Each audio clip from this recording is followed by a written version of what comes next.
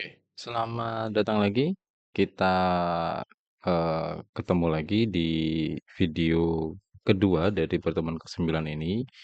Kita akan membahas tentang eh, kenapa kita harus menggunakan functional programming. Jadi kalau teman-teman lihat saya pakai IDE ini ya, eh, apa ini? Si Lion. Nih, si Lion. Jadi saya tidak menggunakan VS Code, tapi tenang aja nggak ada masalah. Entah teman pakai VS Code atau apapun, itu nggak ada pengaruh sama sekali ketika kita belajar fungsional programming. Jadi saya pakai ini ya karena yang tersedia di laptop saya yang di rumah seperti ini. Oke, eh, kita akan kita akan mulai ngobrol tentang kenapa kita harus menggunakan fungsional programming. Jadi tadi saya lihat-lihat project saya di sini. Ada beberapa project-project eh, lama ya, lama dari punya saya. Itu semuanya sudah menggunakan fungsional programming. Jadi tidak ada yang tidak menggunakan fungsional. Jadi kita nggak bisa apa ya, kurang bagus untuk kita tahu kenapa kita harus belajar fungsional programming. Jadi untuk itu kita cari kode. Jadi saya kembalikan lagi ke ke file file utama nanti. Saya pengen mencari kode yang panjang, yang tidak ada fungsional programming-nya.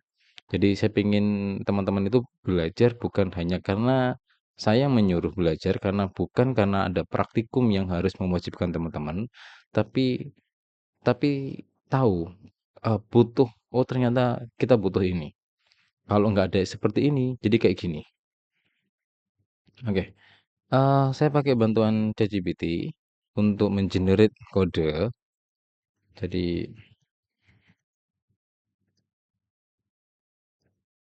mungkin mudah-mudahan terlihat ya,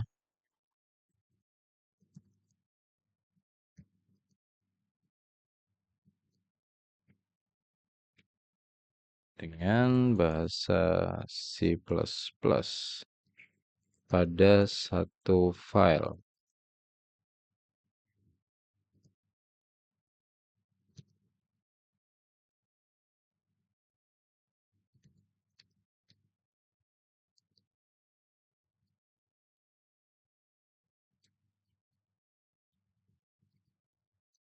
untuk eh, mengetahui luas bangun dua dimensi atau tiga dimensi. Jadi saya minta bantuan ChatGPT untuk mengenerasikan kode yang sangat panjang. Oh, sorry. Stop. Tanpa menggunakan fungsi prosedur. Nanti saya terangkan apa itu fungsi, apa itu prosedur. Kalau OOP nanti, jadi OOP itu sebuah bahasa pemrograman yang lain. Jadi saya pengen teman-teman apa ya, eee, tahu kenapa kalau kita tidak menggunakan fungsional programming seperti apa, dan nanti ketika kita menggunakan fungsional programming seperti apa. Oke, jadi perintah saya minta untuk mengenerate kode dengan 200 line ya, 200 line. Jadi biar nanti kita tahu ngapain aja nanti ini. Jadi biarkan dulu sampai 200 line dulu. Cek, saya minta yang lebih panjang.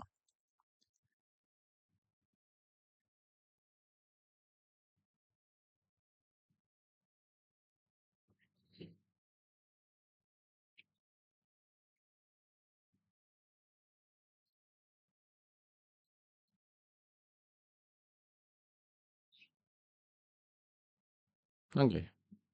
Biarkan dia mengenerate. Jadi ada 10, bayangkan ada 10 apa ya, 10 menu di sini. Setiap menunya bikin circle, rectangle, triangle yang saya minta tadi request untuk 2 dimensi ataupun 3 dimensi. Jadi seharusnya programnya nanti akan panjang sekali. Nah, setelah itu baru kita bahas kenapa kita menggunakan fungsional programming.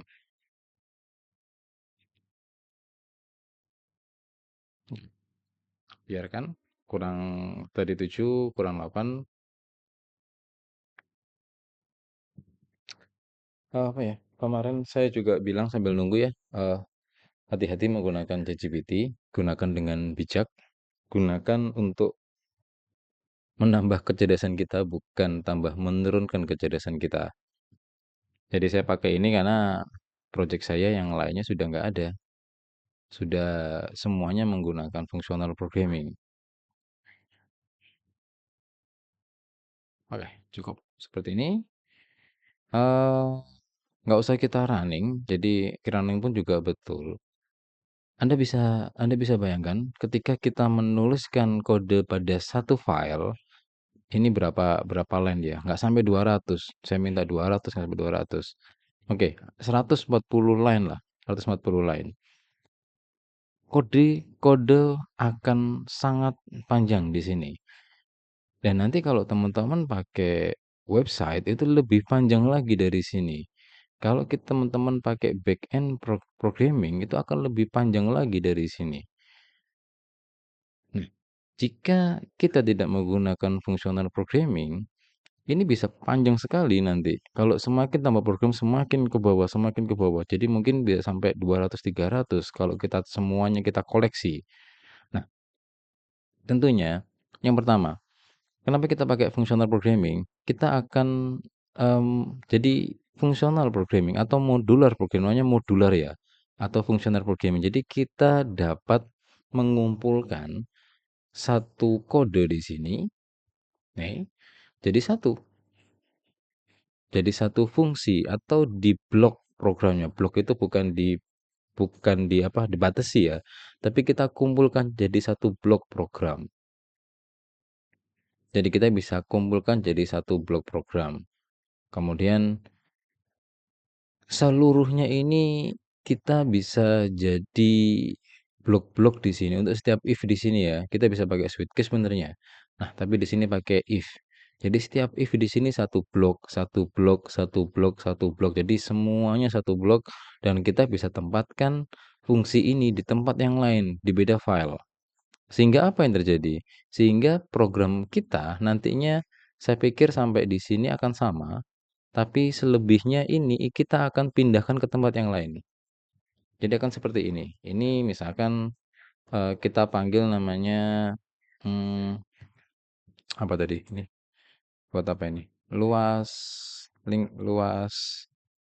lingkaran. Misalkan seperti ini ya. Sorry saya kasih komentar aja.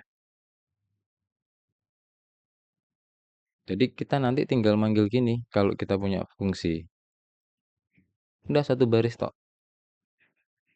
Jadi ketika kita buka program utama, jadi nggak apa ya, kamu nggak keleleran. Jadi kodenya itu nggak terbuka seperti ini. Jadi kodenya itu ter terblok dengan bagus, tertulis dengan bagus di tempat yang lain. Jadi di sini kita hanya melihat eh, kalau saya ngomong ini hanya metadatanya aja. Jadi kalau kita mau detailnya, kita tinggal masuk di sini luas lingkaran. Kita tinggal lihat di file yang lain nantinya. Kita lihat di file yang lain, ya itu nanti itu pertemuan berikutnya nanti. Kita nanti akan bikin jadi satu file. Nah, yang lain lagi, misalkan saya sudah bikin yang namanya program atau fungsi luas lingkaran. Kemudian pertanyaannya adalah ketika di satu file yang lain, ini kan filenya mungkin ada banyak file ya, ada banyak file luas lingkaran. Nanti kalau kita mau bikin tabung itu butuh luas lingkaran, ada tabung kayak silinder. Nah, ini silinder nomor 8. Nomor 8. Nah, eh kode yang di atas, kode untuk menghitung luas lingkaran, kita akan ngitung lagi di sini. Kita akan membuat kode lagi di sini. Jadi akan ada dua kode yang sama, copy paste ya jadi ya. Jadi seperti copy paste. Jadi di satu di sini ada, saya kembalikan ya. Nah, ini akan ada di sini. Kita akan kopikan di nomor 8 di sini. Kemudian ditambahkan di sini. Jadi ada dua kode yang hampir sama. Nah, dengan adanya fungsional programming, maka di sini tidak akan mengkopikan kode yang sama, kita hanya tinggal menambahkan aja kode tambahannya apa. Jadi kalau kita butuh kode yang sama, kita tidak perlu menulis ulang. Jadi bahasa kerennya itu reuse code. Jadi kodenya digunakan ulang untuk program yang lain. Itu salah satu kelebihannya functional programming loh. Bukannya sama, benar. Intinya adalah sama, kita akan mengeksekusi kode yang sama. Tapi line of code-nya kita akan lebih hemat di sini. Ini contoh aja. Ini contoh aja. Berarti kita bisa menghemat di sini sekitar 6 atau 7 line. Di sini karena kita sudah kumpulkan jadi satu, maka di sini hanya tinggal satu line aja di sini nanti. Jadi akan banyak line yang teredus, seolah-olah teredus. Padahal kita tempatkan file itu di tempat yang lain. Jadi lebih ringkes. Jadi tidak ada program itu eh, kalau kita menggunakan functional programming, maka tidak ada program itu yang kayak gini. Jadi setiap fungsi kita tulis, setiap fungsi kita tulis. Jadi saya kasih contoh, mudah-mudahan masih ada ya project tahun kemarin. Tadi sudah nggak ada. Ini mungkin satu idenya Windows. Nah, masih ada. Nah, masih ada. Jadi teman-teman bisa bayangkan ini ada file. Mudah-mudahan masih ingat saya ya. Jadi ada file. File utamanya seperti ini. Coba lihat. Hanya manggil satu baris, satu baris, satu baris. Ketika kita klik di sini, oh ternyata hanya 3 baris. Ketika klik di sini, oh ternyata hanya seperti ini. Nah, ada baru seperti ini. Setelah saya ulangi lagi. Nah, ini. Ketika insert pelanggan, oh ternyata barisnya segini. Hanya ada 1, 2, 3, 4, 5, 6, 7. Ketika kita tambahkan lagi, oh ternyata hanya segini. Di sini lagi, oh ternyata cuma segini. Jadi terlihat mencar-mencar codingnya. Tapi di program utama, sama seperti kayak tadi ya. Jadi sangat simpel di sini. Oh ada case 1, oh case 1 itu untuk menunya di mana ya? Lah, menunya cukup ini. Oh, untuk lihat data pelanggan itu berarti kita akan masuk ke view pelanggan. Case kedua itu insert pelanggan dan ada 3 case di sini ada 4. 4 itu berarti untuk exit. Untuk breaknya, untuk keluar dari program seperti yang kemarin. Nah, dengan adanya functional programming seperti ini, rapi. Kalau kita tidak menggunakan functional programming, maka ini kita harus copy paste. Copy paste ke tempat min tadi. Nah, ini ternyata ada fungsi lagi. Berarti kita harus copy paste satu ini di sini. Ternyata kita harus copy paste lagi di sini. Nah, ternyata kalau kita kumpul-kumpulan panjang. Tapi kita bisa ringkas kecil sesuai dengan kebutuhan fungsinya. Jadi di sini ceritanya ini MVC. Jadi di sini hanya menampilkan data pelanggan, kemudian kita masuk di sini untuk benar-benar uh, sorry ini pelajaran semester 2 ya. Juga ini kelas SI Sistem Informasi, kelas malam. Jadi semester 2 kalau nggak ada halangan teman-teman juga saya ajar nanti. Jadi ini sudah pakai array seperti ini. Jadi intinya teman-teman, kalau kita pakai functional programming, program akan terasa simple. Pada pada awalnya nggak simple, ribet karena kita harus pindah-pindah lagi. Kita bikin di tempat yang lain tapi dipanggil. Kedua, kita bisa melakukan yang namanya reuse code. Kita bisa menggunakan kode ini untuk tempat yang lain.